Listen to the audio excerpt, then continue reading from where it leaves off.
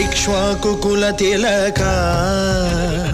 ఇకనైన పలుకవే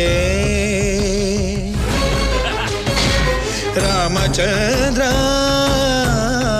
నన్ను రక్షింపగున్నను రక్షకులు ఎవరింక రామచంద్ర